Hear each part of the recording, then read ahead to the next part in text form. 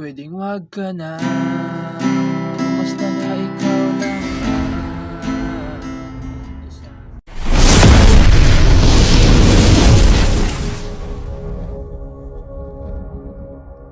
Hello mga ka-idol! So ngayon meron na naman akong ituturo sa inyong napakagandang kanta. Ang title pala nitong kanta ay yung Kasama by Chito Miranda feat.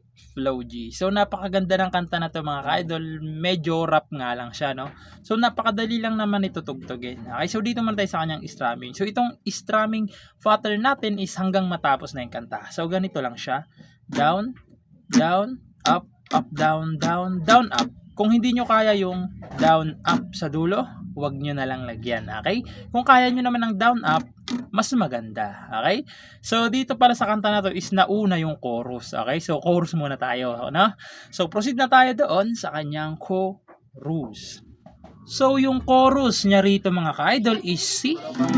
So, yung C, second string, fourth string, tsaka fifth string. Ayan yung C. Sunod is A minor. So, yung A minor, ito siya. Second string pa rin, fourth string na, tsaka third string na to. Ayan.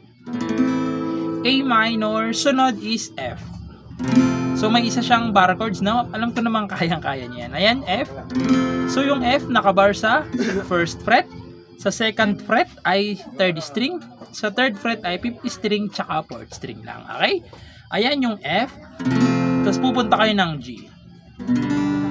So, yung G, first string, second string, fifth string, tsaka sixth string. So, ayan naman yung kanyang G. So, yung mga chords na yan, mga ka-idol, is 2 times nyo gagawin. Okay? Yung 4 na chords na yan, 2 times nyo gagawin. Okay? So, sasampulan ko kayo ng kanyang chorus para mas maintindihan nyo. Kasi, nahuli yung verse niya. No? So, ganito siya kapag kinantahan. Pwedeng wag ka nang umasta na ikaw lang nasasaktan at nahihirapan nang ikaw ang minarami. Isa pa, umasa ka na tayo ay magtatagal, konting tiis lamang at laging tandaan pa'y nagmamahal. Tapos, papasok na yung kanyang verse. Okay? So, nahuli yung verse. Doon naman yun sa part na kung pwede lamang laging masaya na So, doon na yun sa kanyang verse. Okay?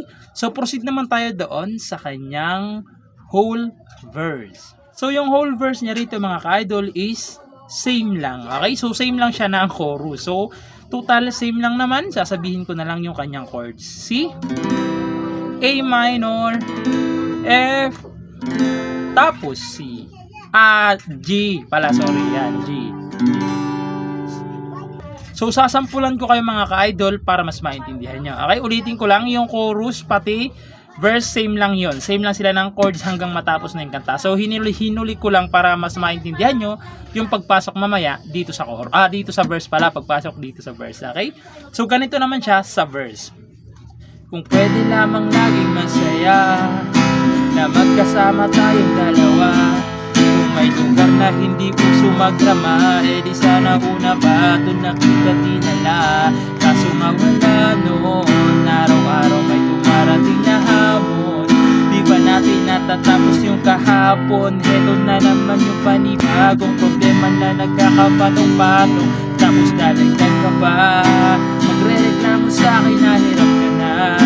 Umabot pa sa punto nga ayaw ka na, hirap na rin ako bilang ikaw yung nakakadama. Kaso may pag-asang umaasa pa, bigang-biga, utak kong bigang-biga, kakaisip na kalaban pa, kumakampi pa. Lagi kang nag-i-inarte na akala mo ay aping-api ka. Tapos, chorus na naman. Babe, pwedeng wag ka na, umasta na ikaw lang ang. So, another chorus na naman ulit yan. So, pagkatapos ng second verse ulit, hanggang sa matapos na yung kanta, yung 4 na chords lang hanggang matapos na. Okay? So, ayun lang sa mga nagre-request ng, ng mga reggae. So, pagpasensya nyo yung mga ka-idol, no? Kasi kinakabisado ko muna yung lyrics para at least kahit paano maturo natin ng maayos. Okay? So, antay-antay lang kayo dyan, no? So, ayun lang. Sana nagustuhan nyo itong tutorial natin and good luck sa bago nyong matututunan.